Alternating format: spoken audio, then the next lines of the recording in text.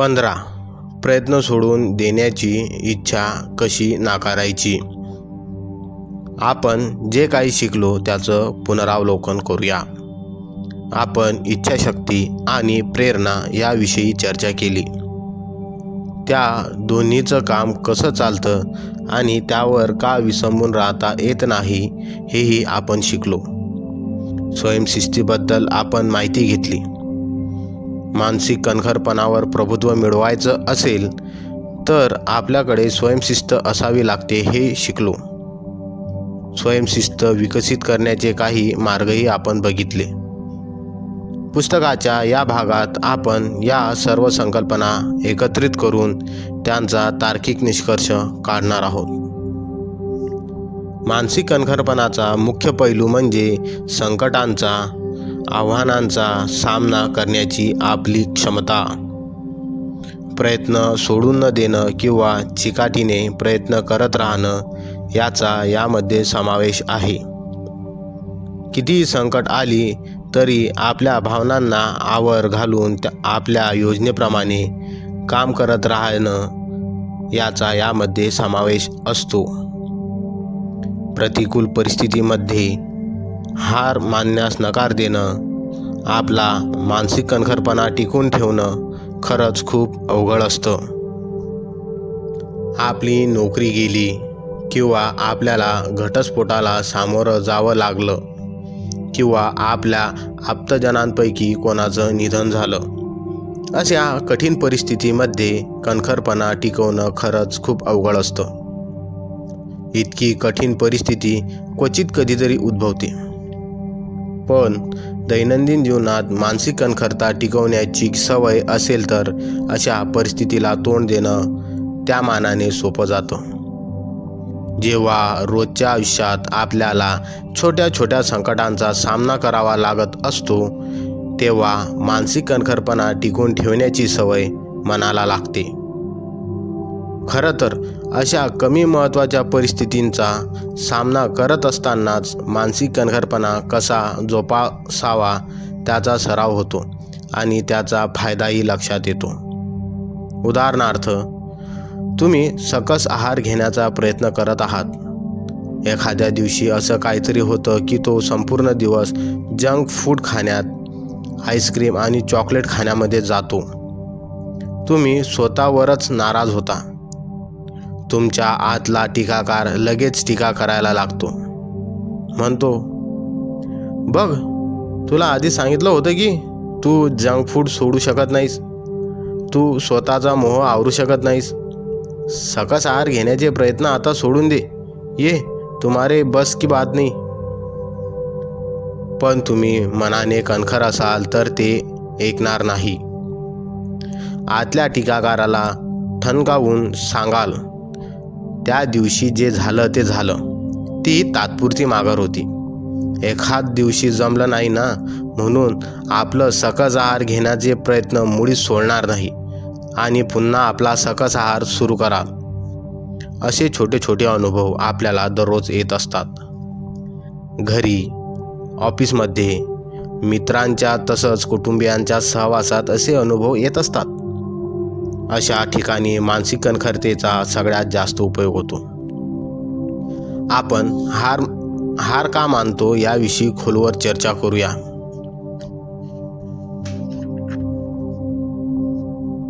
सर्वसाधारण कारणे ज्यामुळे आपण प्रयत्न करणं सोडून देतो.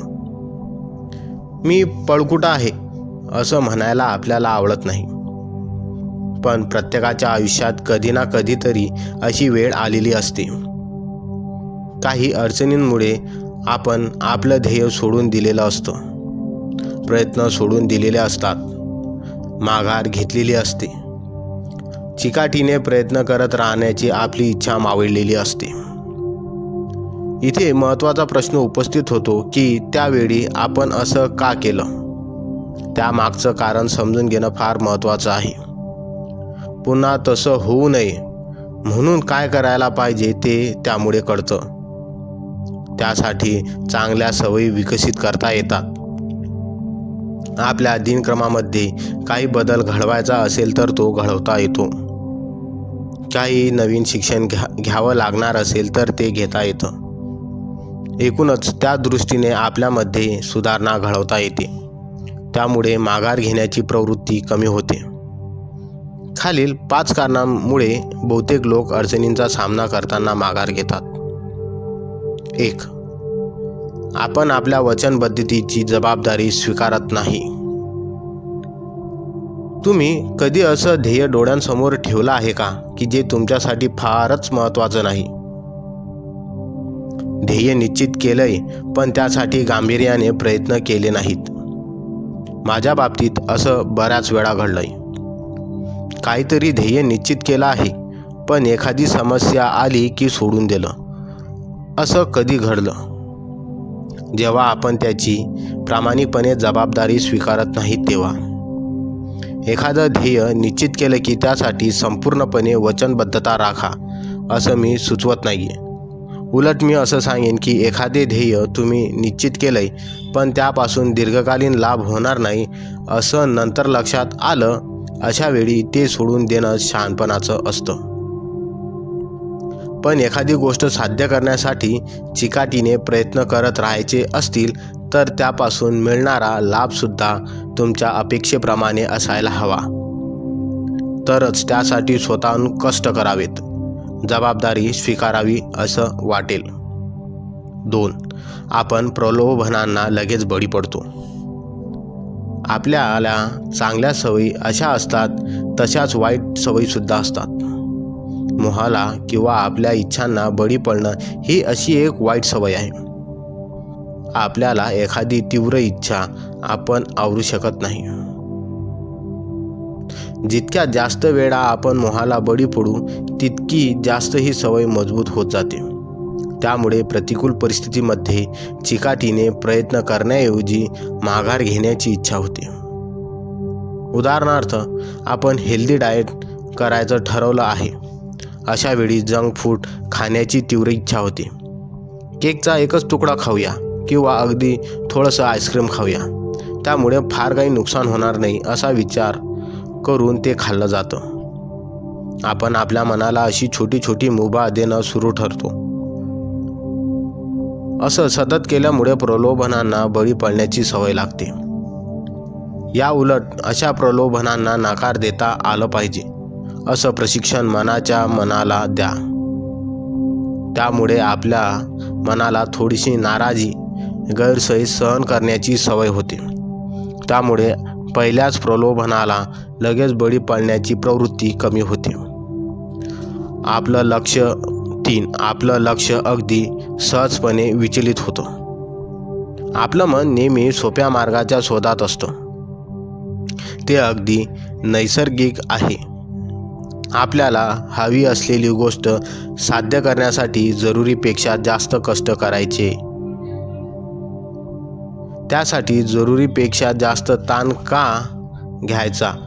म्हणजे गरज नसेल तर उगीच ताणतणाव व गैरसोय का स्वीकारायची?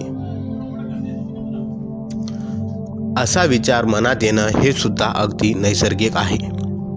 जेव्हा आपल्या मार्गामध्ये अडचणी उद्भवतात त्यावेळी आपलं मन लगेच दुसरा एखादा सोपा मार्ग आहे का ते शोधायला लागतं.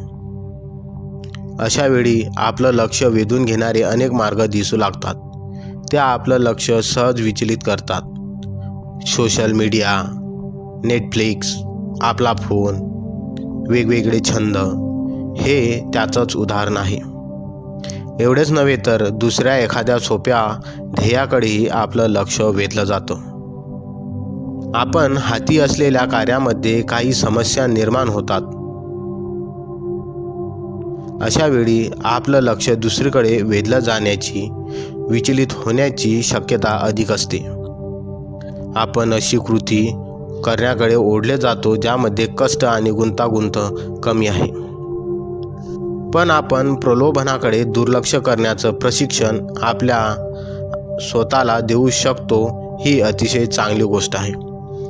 चांगली सवय आत्मसात करायला जसा वेळ लागतो तसंच प्रशिक्षणालाही वेळ लागतो. 4. काय फायदा होणार आहे याबद्दल आपल्याला सुस्पष्टता नसते. प्रत्येक काम करण्यामध्ये आपला काहीतरी हेतू असतो. एखादं कार्य केल्यानंतर त्यातून काय निष्पन्न होणार आहे, काय लाभ होणार आहे हे आपल्यासाठी महत्त्वाचं असतं. उदाहरणार्थ, आपण भरपूर अभ्यास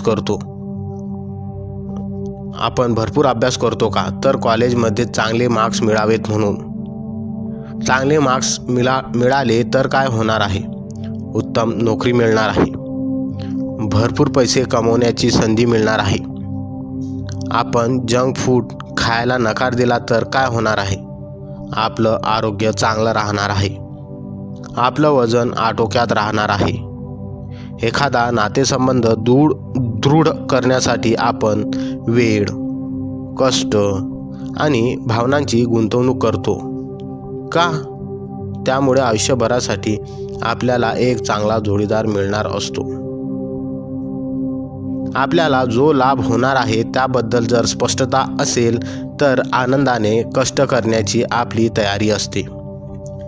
संकटांचा हिमतीने मुकाबला करण्याकडे आपला कल असतो.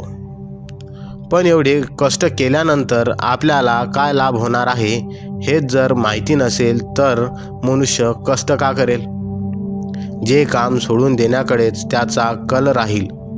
म्हणूनच अगदी परखडपणे आपण स्वतःला हा प्रश्न विचारला पाहिजे की आपण हे कष्ट करण्यासाठी सहन करत आहोत आणि कशासाठी सहन करत आहोत.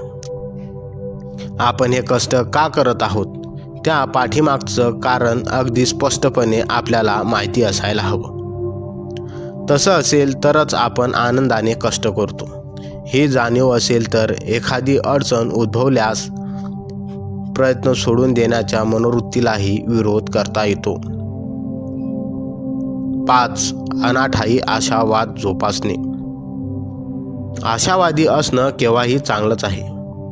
मानसिक कणखरता विकसित करण्याच्या प्रक्रियेतील आशावाद हा एक अत्यंत महत्त्वाचा घटक आहे. या आधीच्या भागात याविषयी चर्चा केली आहेच.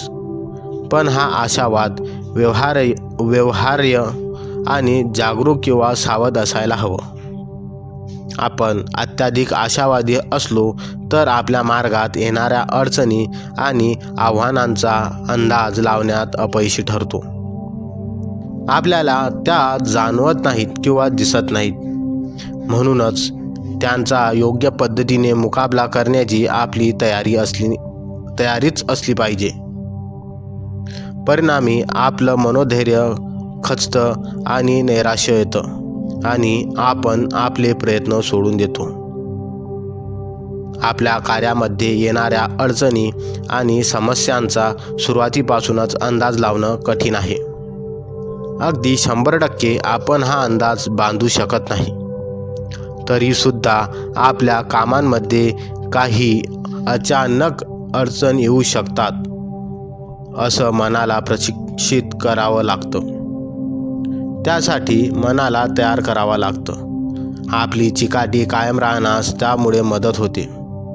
अर्थातच माघार घेण्याच्या किंवा प्रयत्न सोडून देण्याच्या प्रवृत्तीला विरोध करता येतो. सगळं सोडून द्यावं असं जेव्हा वाटेल तेव्हा पुढील 5 प्रश्न स्वतःला विचारा. काही कारणाने तुम्हाला वाटलंय की सगळं सोडून द्यावं, त्यावेळी थोडंसं थांबा आणि स्वतःला पुढील प्रश्न विचारा. त्याची उत्तरं शोधताना आपल्याला समजून येईल की भावनेच्या आहारी जाऊन आपण हा निर्णय घेतो की त्यामागे खरंच काही सबळ कारण आहे. सोडून देणं हा कधीकधी योग्य पर्याय असू शकतो. एखादं विशिष्ट ध्येय आपल्या स्वतःसाठी महत्त्वाचं नसेल तर हा पर्याय योग्य ठरतो. पण ते ध्येय आपल्यासाठी जर खरंच महत्त्वाचं असेल तर मात्र सोडून देणं या पर्यायाची योग्यता तपासली पाहिजे. ही योग्यता तपासण्यासाठी खालील प्रश्न उपयोगी पडतात. 1. तुम्हाला ते का सोडून द्यावायचं आहे? या कामासाठी प्रचंड मेहनतीची गरज आहे. खूप वेळ लागतोय का? त्यामुळे प्रचंड ताण येतोय का? तुम्हाला ते का सोडून द्यायचं आहे याचा शोध घ्या. कारण समजून घेतलं की निर्णय घेणं सोपं जातं. 2.